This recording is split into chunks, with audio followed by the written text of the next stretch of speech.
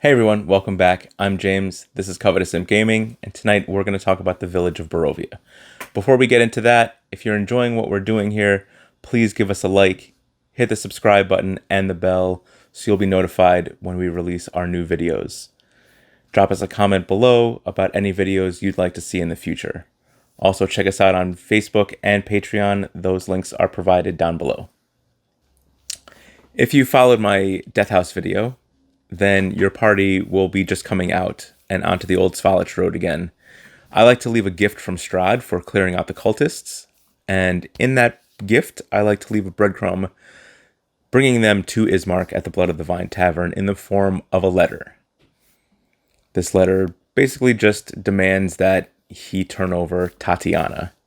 Ismark doesn't know who Tatiana is, he only knows her as Irina. Once the party gets to the tavern, I feel like there's a big problem in the book. And that problem is that you're basically expecting Ismark to turn his sister over to you to bring to another village overnight. I think filling this in with a couple subquests builds some trust between you and him, or the party and him.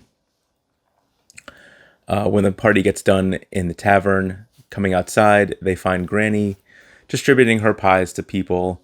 We'll get into Granny and the pies in the video about Old Bone Grinder.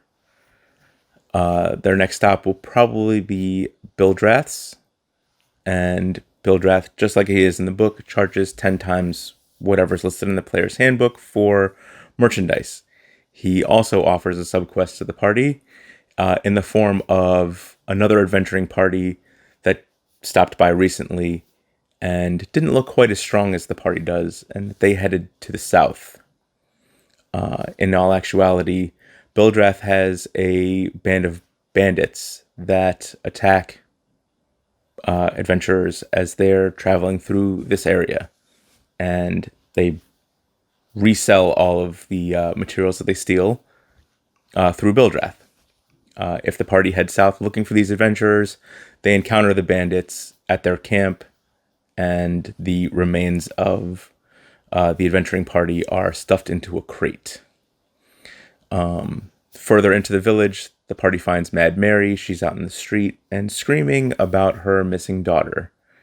If your party has the dog from the Death House, she tries to take the dog back as it was her daughter's. Questioning about the daughter, she tells the party that her daughter Gertruda headed off with the priest's, Donovich's son Doru, in the last raid on the castle, and Gertruda never returned. And as far as she knows, Doru also never returned. Gertruda is currently still alive. She is in the castle trying to woo her way into Strahd's heart unsuccessfully. Checking out the church, in the graveyard in the back, the party can find some freshly dug graves that are unmarked. Upon questioning Donovich about it, Donovich tries to avoid all these questions. Hanging out in the church for more than a few minutes, the party will probably hear Doru screaming that he's hungry. Upon investigating that, they will find that Donovich is keeping a vampire spawn in the basement. And the party will more than likely dispatch this vampire spawn and bring this information to Ismark that Donovich's son was a vampire and that he's been killing townspeople to feed his son. On the northeast side of town, the party will find that there are zombies in the well. The people have been drinking the well water, which has been poisoned by the zombies' presence. A simple purify water spell will take care of the poisoned water, and the zombies will have to be dispatched. If Donovich has been put to the sword by Ismark already, he will ask the party's cleric or paladin to preside over his father's funeral and say whatever kind words that they can in the absence of a town priest. He will also ask that when the party gets to Vallaki with his sister, that they look for a potential replacement, as the church in Vallaki is much larger than that in the village of Barovia. At the funeral, Strahd's right-hand man, Rahadin, makes an appearance, comes down the road, and presents another letter, this time to Irina.